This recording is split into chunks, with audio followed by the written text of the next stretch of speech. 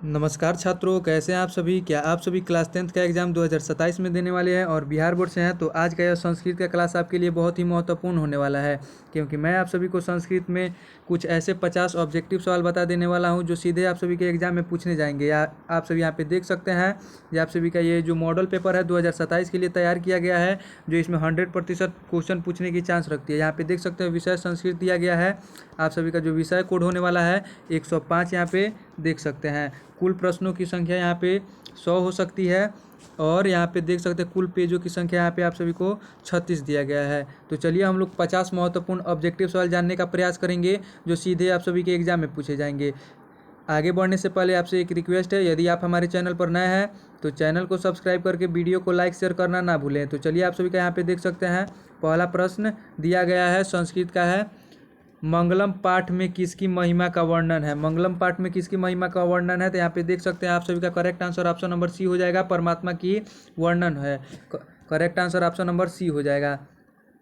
अगला प्रश्न है यहाँ पे, अगला प्रश्न है प्रश्न संख्या 2, सत्यमेव जयते का अर्थ क्या है। सत्यमेव जयते का अर्थ क्या होता है, तो सत्य की ही विजय होती है। करेक्ट आंसर यहाँ पे ये हो जाएगा। अगला प्रश्न हम लोग देखेंगे, प्रश्न संख्या 3 यहाँ पे पूछा गया है, पाटलिपुत्र वैभवम पाठ किस नगर के गौरव से संबंधित है। तो आप सभी का करेक्ट आंसर हो जाएगा ऑप्शन नंबर बी, पाटलिपुत्र से संबंधित है। अगला प्रश्न है प्रश्न संख्या 4, यहाँ पे पूछा गया है, पाटलिपुत्र का आधुनिक नाम क्या है। तो पाटलिपुत्र का आधुनिक नाम यहाँ पे option number C, Patna, correct answer हो जाएगा।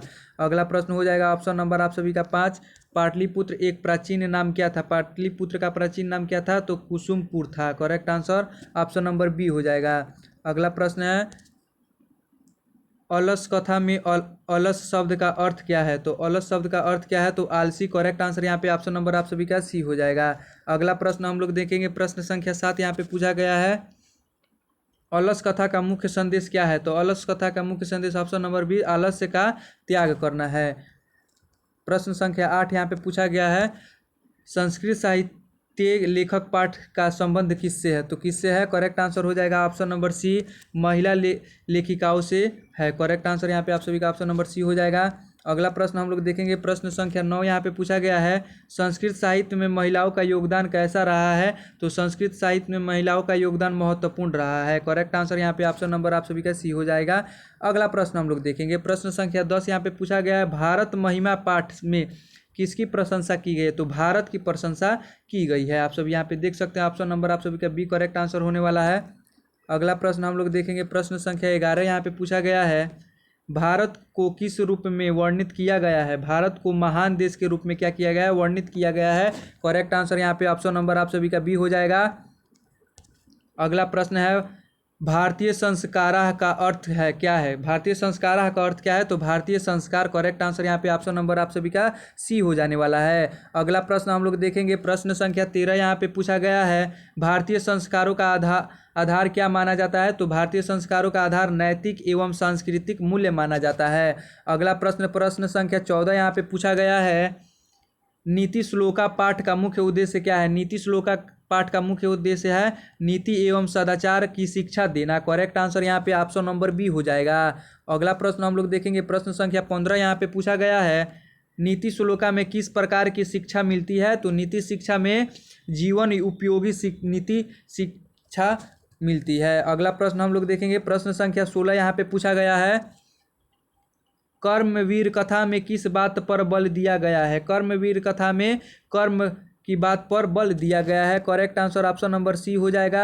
अगला प्रश्न हम लोग देखेंगे, प्रश्न संख्या 17। ये सभी महत्वपूर्ण प्रश्न आप सभी के एग्जाम के लिए बहुत ही वीवीआई है, जो आप सभी के एग्जाम में बार बार रिपीटेड क्वेश्चन है, बार बार पूछे जाते हैं। अगला प्रश्न है, कर्मवीर किसे कहा जाता है।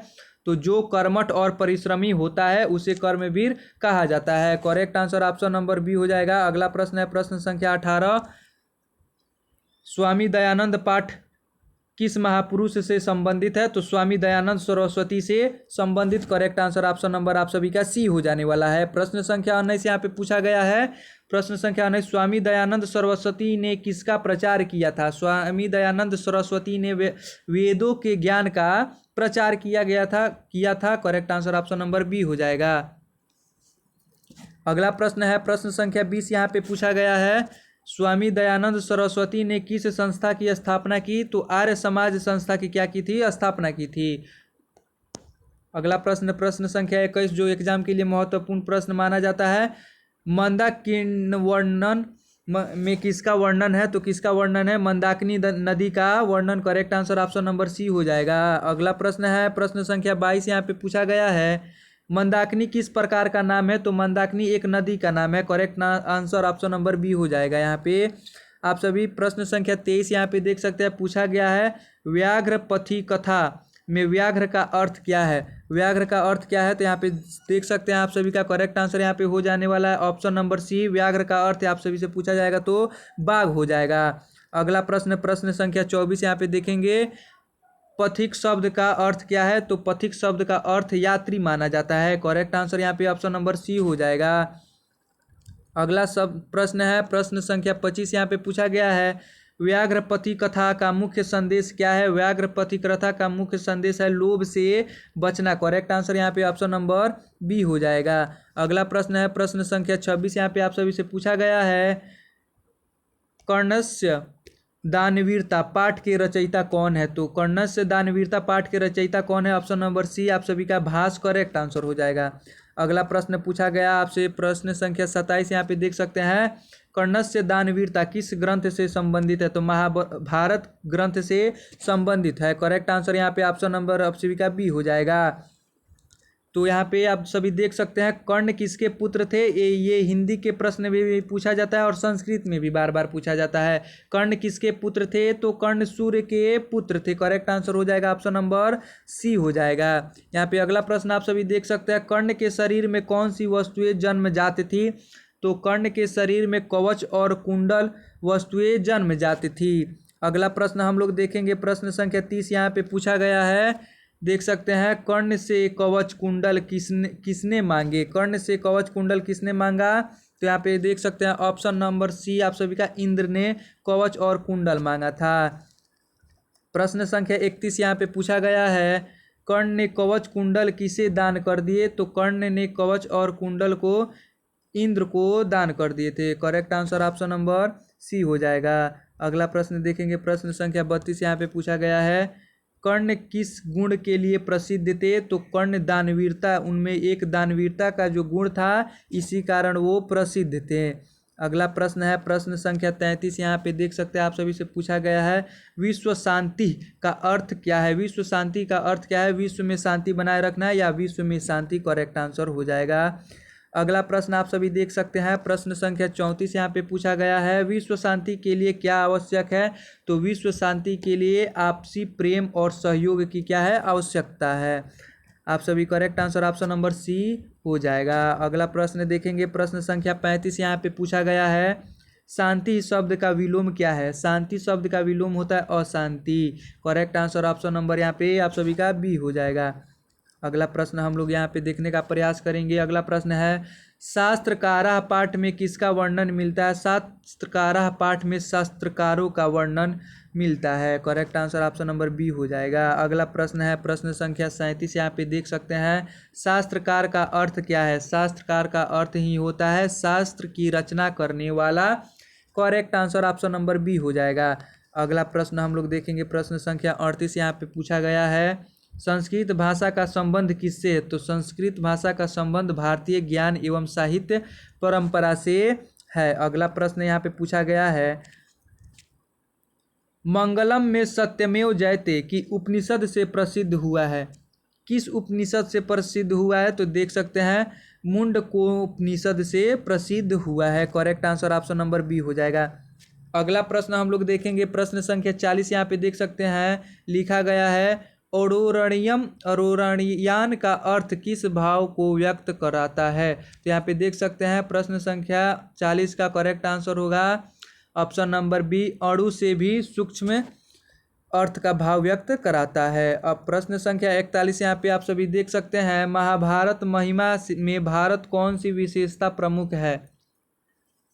इसका correct answer option number B महान सांस्कृतिक विरासत की विशेषता प्रमुख है। प्रश्न संख्या 42, यहाँ पे देख सकते हैं प्रश्न संख्या 42 आप सभी से पूछा गया है कर्मवीर कथा के अनुसार सफलता के लिए क्या आवश्यक है? तो सफलता के लिए परिश्रम आवश्यक है। करेक्ट आंसर यहाँ पे ऑप्शन नंबर सी हो जाएगा। अगला प्रश्न हम लोग देखेंगे, प्रश्न संख्या 43 यहाँ पे पूछा गया, स्वामी दयानंद का मूल नाम क्या था? तो स्वामी दयानंद का मूल नाम Mool Shankar. Correct answer option number B हो जाएगा। अगला प्रश्न हम लोग देखेंगे, प्रश्न संख्या 44 यहाँ पे पूछा गया, स्वामी दयानंद किस सिद्धांत पर विशेष बल देते थे? तो स्वामी दयानंद वेदों की और लोटो सिद्धांत पर विशेष बल देते थे। अगला प्रश्न है प्रश्न संख्या 45, यहाँ पे देख सकते हैं, दानवीरता का सही अर्थ क्या है? तो दानवीरता का आप सभी का सही अर्थ हो जाएगा दान करने का उदारता। करेक्ट आंसर होगा। अगला प्रश्न है प्रश्न संख्या 46, यहाँ पे पूछा गया है, कर्ण किस पक्ष की ओर से महाभारत युद्ध में लड़े? तो कौरव पक्ष की ओर से महाभारत में युद्ध लड़े थे। यहाँ पे आप सभी देख सकते हैं, पथिक किसे कहा जाता है? तो पथिक रास्ते पर यात्रा करने वाला व्यक्ति को पथिक कहा जाता है। अगला प्रश्न है प्रश्न संख्या 48, यहाँ पे पूछा गया है, विश्व शांति में किस भावना को बढ़ावा दिया जाता है? तो विश्व शांति में मैत्री भाव की भावना को बढ़ावा दिया जाता है। अगला प्रश्न है प्रश्न संख्या 49, यहाँ पे देख सकते हैं, संस्कृत साहित्य में नीति का उद्देश्य क्या है? तो संस्कृत साहित्य में नीति का उद्देश्य है मनुष्य को सदाचार की शिक्षा देना। करेक्ट आंसर हो जाएगा। अगला प्रश्न है प्रश्न संख्या 50 और बहुत ही महत्वपूर्ण प्रश्न, ये देख सकते हैं, कक्षा 10 संस्कृत की पुस्तक प्यूसम का कौन सा भाग पढ़ाया जाता है? तो कौन सा भाग पढ़ाया जाता है? ये एग्जाम के लिए बहुत ही महत्वपूर्ण, ऐसे ही लोग कोई भी पूछ भी सकते हैं और एग्जाम में तो पूछा ही जाता है। तो प्यूसम के लिए भाग 2 पढ़ाया जाता है। Correct answer option number B. ये जो प्रश्न थे आज का प्रश्न बहुत ही महत्वपूर्ण थे, विषय संस्कृत का। इसी के साथ हम लोग का आज का यह क्लास समाप्त होता है। अगर आप इस वीडियो को फुल वॉच किए हैं तो चैनल को सब्सक्राइब करें, वीडियो को लाइक शेयर करना ना भूलें। धन्यवाद।